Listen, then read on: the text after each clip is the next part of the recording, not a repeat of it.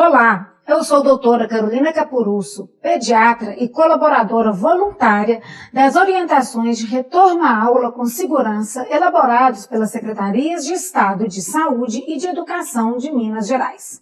Assim como eu, vários médicos também colaboraram para que esse protocolo fosse feito com maior respaldo científico, seguindo orientações da CDC, OMS, Ministério da Saúde e OPAS. O objetivo desse protocolo é orientar e promover estratégias de retorno visando o bem-estar de todos.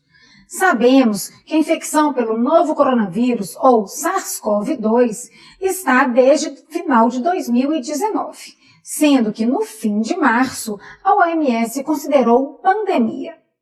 A apresentação da infecção pelo Covid-19 é bem variável, desde casos assintomáticos até aqueles extremamente graves.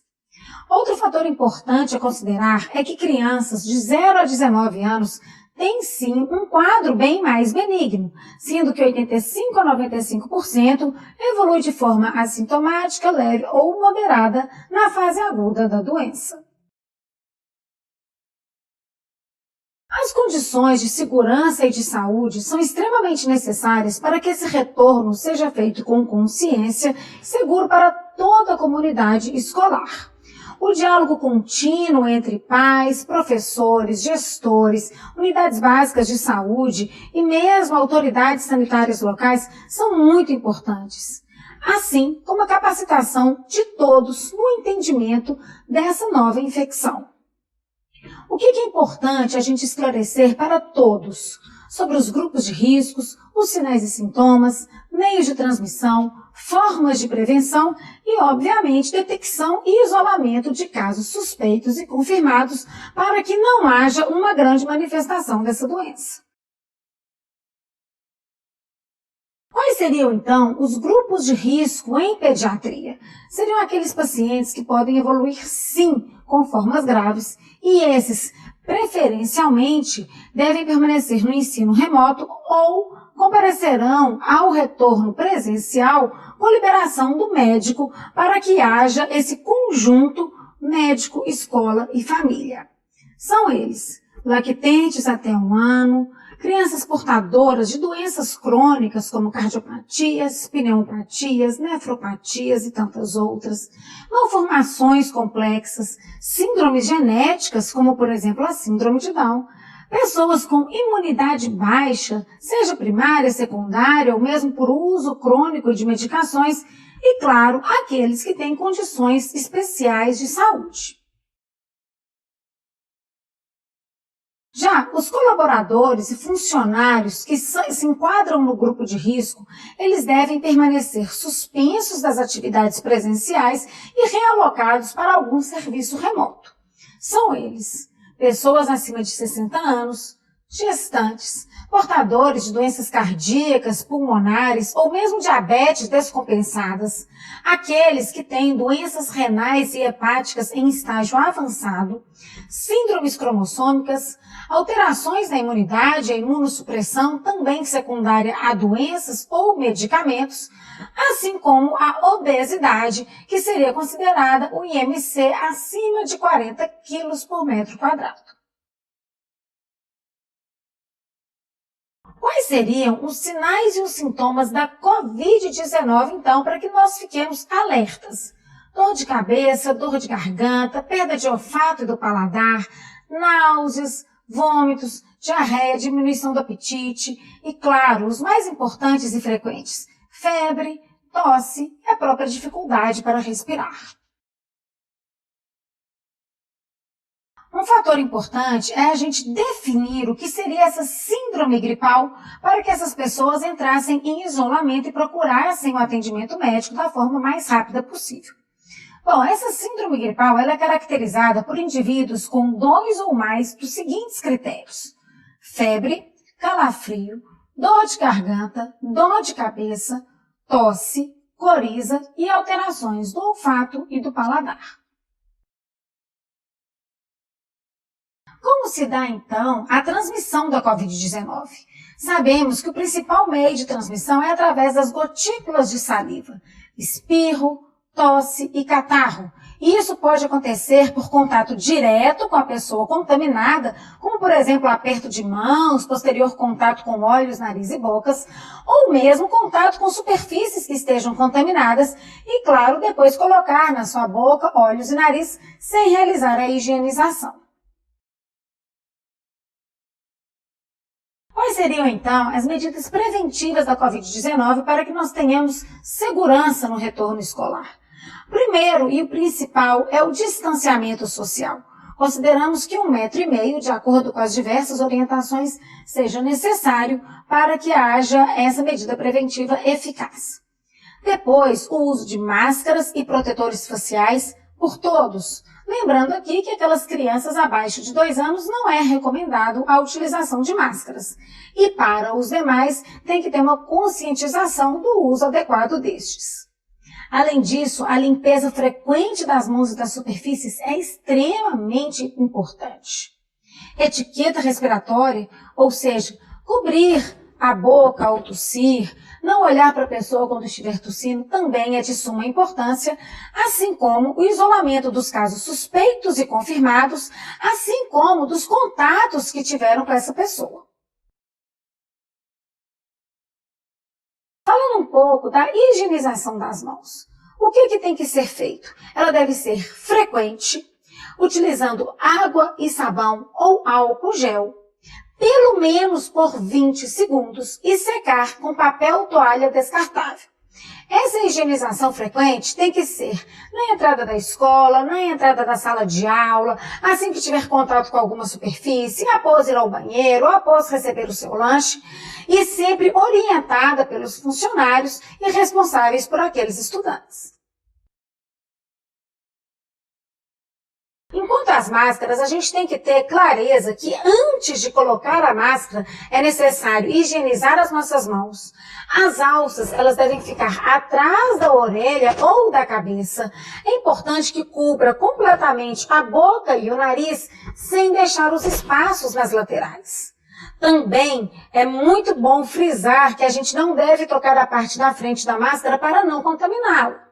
E retirá-la através dos elásticos ou tiras laterais, sem encostar na frente, evitando também o uso de maquiagem ou base durante a utilização da máscara para que não haja maior contaminação. E a troca e a lavagem das máscaras, ela é fundamental. Nós devemos trocar as máscaras sempre que ela estiver úmida, suja, danificada, se você tiver com dificuldade para respirar, e claro, as máscaras descartáveis devem ser trocadas após 3 horas de uso. Já as máscaras de tecido, elas podem ser reutilizadas até 30 lavagens. Essa lavagem desse tecido, ela deve ser separada das demais roupas. O ideal é que deixe em molho em uma solução com água sanitária. Essa solução, ela pode ser feita com 2 colheres de água sanitária para cada litro de água. E após esse molho, enxaguar bem e depois de seca, passar com ferro quente. Dessa forma, você pode utilizar a sua máscara de tecido com bastante segurança. E a etiqueta respiratória? Bom, como eu já disse, é muito importante que a gente cubra o nariz e a boca com o cotovelo ao tossir ou espirrar. Outro fator muito importante é o uso do lenço descartável para a higiene nasal e ele deve ser jogado fora após essa higiene. Devemos também evitar tocar mucosas, olhos, nariz e boca. E, óbvio, realizar a higiene adequada das mãos após tossir ou espirrar. Um tópico também de super importância é o isolamento de casos suspeitos e confirmados. Caso alguém da comunidade escolar, funcionários, colaboradores ou estudantes apresentem quaisquer sintomas, eles devem permanecer em casa ou retornar para sua casa se estiverem na escola no momento. Também é importante que sejam comunicadas à escola e às autoridades locais para que sejam feitas as estratégias adequadas. Além disso, o paciente deve ir à unidade básica de saúde para que seja atendido por um serviço médico. Sabemos que a síndrome inflamatória multissistêmica pediátrica é rara, mas Temos alguns casos, sim, na faixa etária pediátrica. Para definição de caso e condução, vocês podem acessar a nota técnica da Secretaria Estadual de Saúde no seu site. E as crianças que apresentarem as definições de caso para síndrome inflamatória multissistêmica, elas devem ser afastadas das suas atividades, procurarem o atendimento médico o mais rápido possível e, claro, deve ser realizada a notificação pelos estabelecimentos de saúde e ou vigilância epidemiológica municipal. Para o manejo, então, dos casos suspeitos e confirmados, nós temos basicamente 3 situações que merecem atenção. Aquelas pessoas da comunidade escolar que estejam suspeitas ou confirmadas pela Covid-19 e sintomáticas, elas devem imediatamente comunicar à comunidade, afastar-se das suas atividades presenciais escolares e ser encaminhada para realizar o teste RT-PCR para detecção do vírus. Claro, a avaliação dos contatos próximos também se faz necessária. Quando que a gente pode voltar com essas pessoas que foram sintomáticas? Considera-se seguro o retorno após 10 dias dos primeiros sintomas ou 20 dias para aqueles que tiveram sintomas graves, desde que estejam 24 horas sem febre e, obviamente, sem o uso de algum medicamento para baixar a febre e desde que estejam sem nenhum sintoma respiratório. Já aquelas pessoas com casos suspeitos ou confirmados da Covid-19, mas encontram-se assintomáticas e apenas tiveram seu exame positivo, elas também devem comunicar à escola, às autoridades, afastar-se das suas atividades presenciais e, claro, fazer o controle do teste RT-PCR, assim como a avaliação dos contatos próximos dessa pessoa. Quando que o assintomático poderá ter o seu retorno presencial? Ele poderá voltar desde que esteja 10 dias desde a coleta do exame que veio positivo para a Covid-19 e, se em algum momento ele apresentar qualquer sintoma, ele se enquadra nos casos de pessoas sintomáticas devendo seguir aqueles critérios. Um terceiro fator importante seria o isolamento de contatos próximos com pessoas suspeitas ou confirmadas do Covid-19. Esse contato próximo é considerado quando alguém com infecção de Covid-19 tem encontrado 2 dias antes a 10 dias depois da data do início destes sintomas ou da data da coleta do exame positivo. E quando que esse contato próximo poderia retornar às atividades presenciais? Eles podem retornar 14 dias desde o fim do último contato com essa pessoa com Covid-19, lembrando sempre que caso este contato apresente qualquer sintoma, ele será considerado e terá o manejo daqueles casos suspeitos ou confirmados sintomáticos.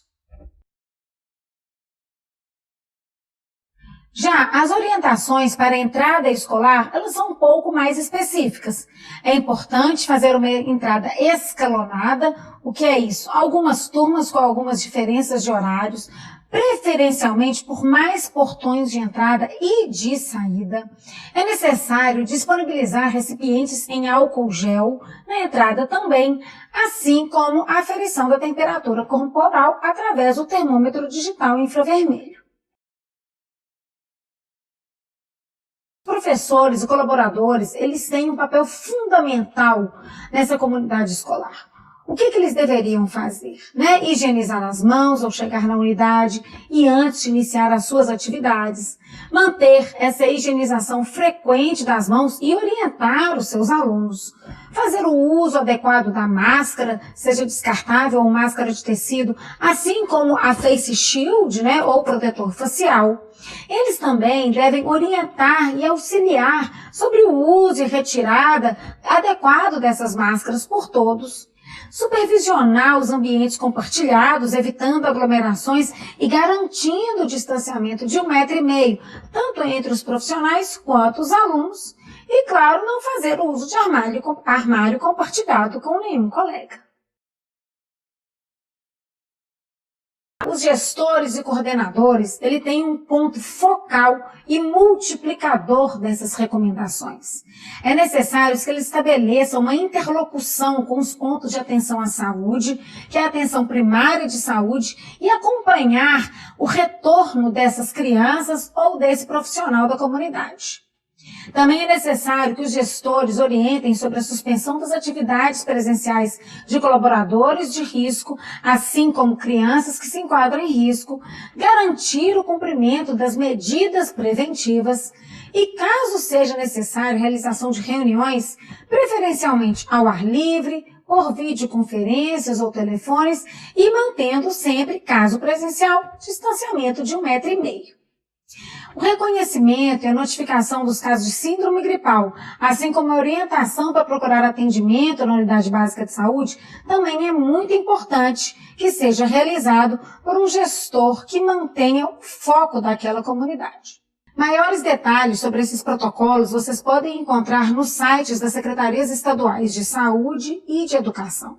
Os nossos compromissos são com a saúde e educação de todos. Obrigada.